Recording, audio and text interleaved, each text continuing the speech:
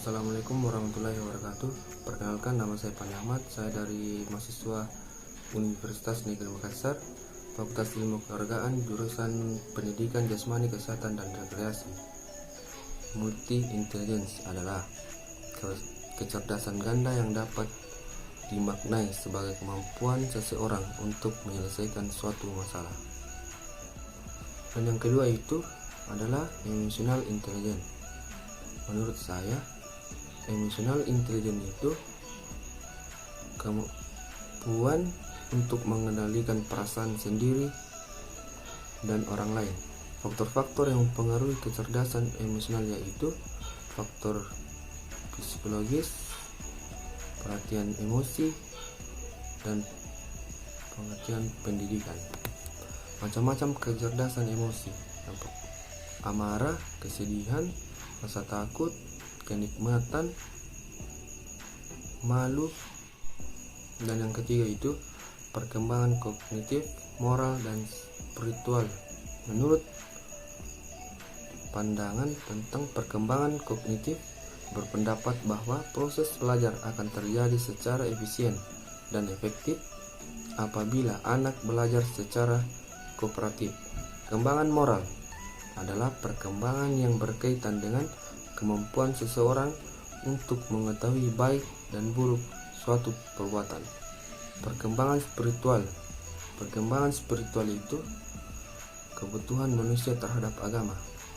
Contoh tahap perkembangan moral: tahap konvensional, spiritual, tahap dalam kandungan.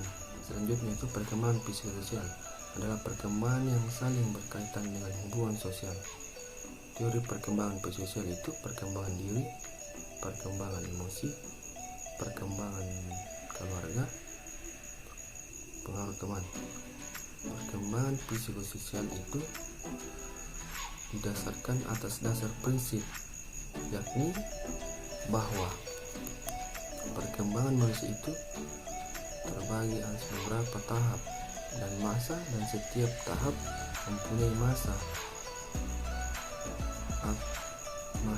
optimal yang harus dikembangkan atau diselesaikan. Dan yang selanjutnya itu perkembangan bahasa.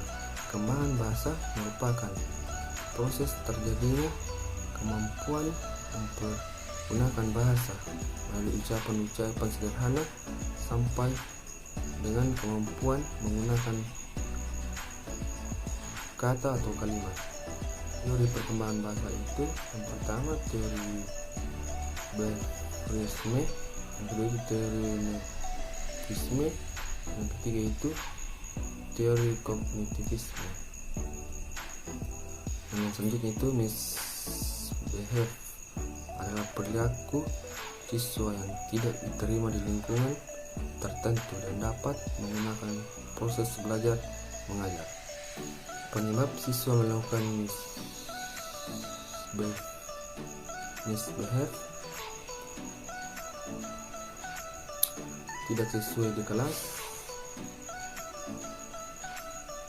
mengabdikan perilaku, meningkatkan sikap yang buruk, berunding dengan orang lain. Strategi intervensi misbehave peserta didik itu yang pertama disiplin positif, reinforcement positif negatif, punishment positif dan negatif, dan selanjutnya changing dan team out.